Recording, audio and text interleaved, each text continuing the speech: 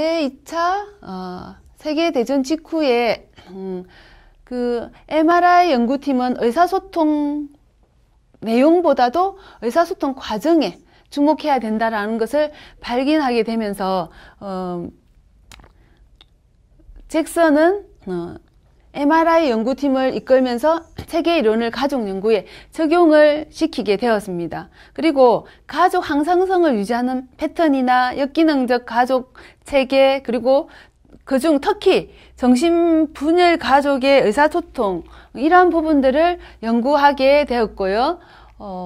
다음으로 이 과정에서는 그 파트슨의 순환적 인식론이 있는데, 순환적 인식론은 기존의 선형적인 어떤 인과론과 달리 가족은 누구도 비난하지 않으면서 가족 문제를 중재할 수 있는 어떤 체계적인 접근으로 이렇게 소개하게 되었죠. 그리고 그 이후에 가족을 체계로 보는 관점은 가족 치료 분야에서 강력한 언유가 되었고, 그리고 일반 체계 이론과 인공두뇌학의 개념을 도입한 가족 체계 관점을 아울러서 가족 과정 관점으로 이제 명명 이런 부를 수 있게 되었다라는 것입니다.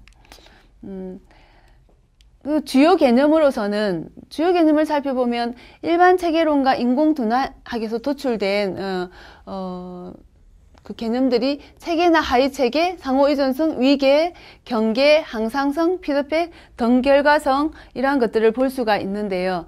체계부터 살펴본다면 상호작용하는 부분들의 합이다라고 볼 수가 있겠습니다. 그래서 미시체계로서 나 개인이 있다면 여기에서 서로 상호작용, 그죠? 서로 작용하는데 이 부분들의 모든 합이 우리가 이것을 하나의 체계다라고 봅니다. 상호작용하고 있을 때에. 그래서 개인과 가족과 사회는 이렇게 그 상호작용하고 있고요. 체계는 전체로 이해를 해야 한다. 그래서 하나 이렇게 잘라서 하나하나를 보는 것이 아니라 전체 상호작용하면서 공동 이익을 추구하고 있다라는 걸 봐야 된다라는 거고요. 가족은 개인이나 결혼, 하위체계, 그리고 형제 자매 하위체계를 분절해서 보는 것보다 가족 체계 전체의 역동을 이해하는 것이다. 이게 체계와 하위체계, 지금 우리가 주요 개념을 알아야 되는 부분들이다. 합이다라는 것이죠. 그리고 상호의존성은 체계를 이루고 있는 부분들은 서로 연결되어 있고, 그리고 한 부분의 변화는 다른 부분에도 변화에 영향을 미친다라는 거죠. 다른 부분에, 그죠? 예를 들어서 가족 내에 누군가가 아프다. 그러면은 함께 있는 가족 구성원 중에서 누군가가 돌봐야 된다면 어떤 시간적인 것, 경제적인 부분, 이런 부분들을 소요하게 되는 거죠. 그죠? 변화를 가져오게 된다라는 것들입니다. 그래서 상호 의존적으로 의존해야 되는데, 상호 의존성이 너무 높으면은 너무 밀착되고 높으면은 역기능이 발생할 수 있는데, 지나치게 의존적이어서 매너리즘의 본연의 어떤 그런 기능이 매너리즘에 빠지는 경우가 발생하기도 하고요. 의존성이 너무 낮으면 서로의 관계가 전혀 없고 공유하는 정보가 없을 때에 그것이 장시간 흘러가면 관계가 끊어진다거나 이런 일도 발생할 수 있다라는 것입니다.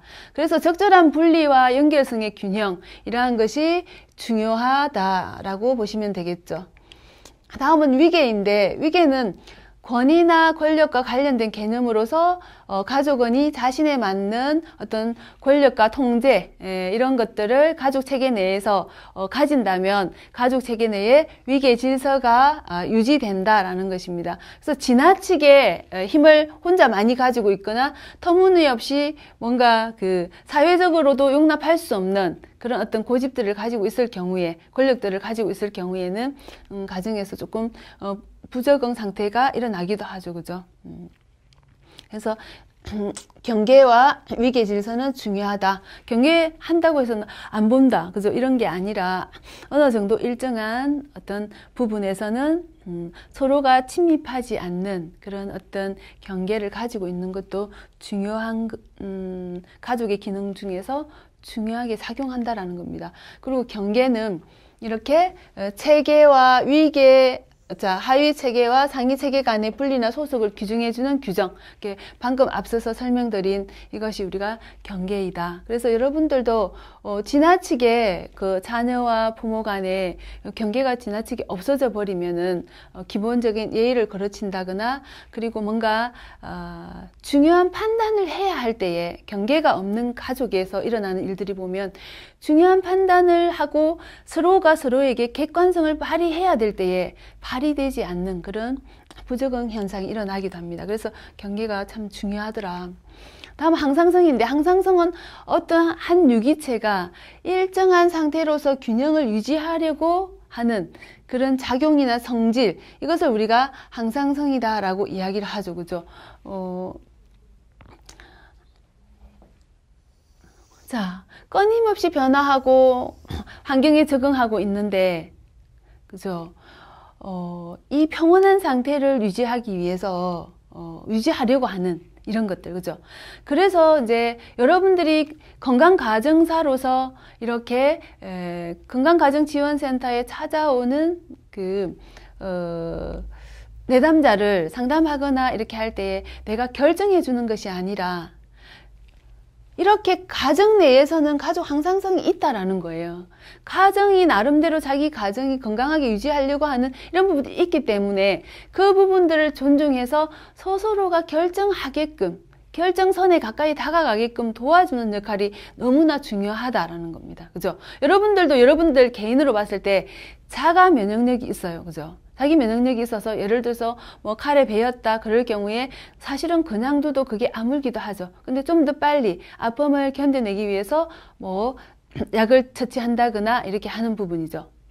그래서 항상성을 늘 가지고 있다. 그래서 자기 결정을 존중한 범위 내에서 사실은 도와주는 것이 가장 잘 실천가로서 가장 잘 역할을 하는 것이다. 다음 피드백인데, 피드백은 의사소통의 통제를 유지하며 정보를 교환하는 과정에서 서로의 행동을 통제하거나 확장하게 하는 역할, 이런 것들입니다. 그래서 피드백을 통해서 통제하거나 확장해 나가는 역할. 근데 피드백은 사실은 반문을 해서 질문을 하면서 할 수도 있고요. 그리고 일부는 실천가가 판단해서, 건강가정사가 판단해서 할 수도 있다. 이럴 때 부정적인 피드백과, 그죠? 그리고 정적인 피드백, 이러한 것들이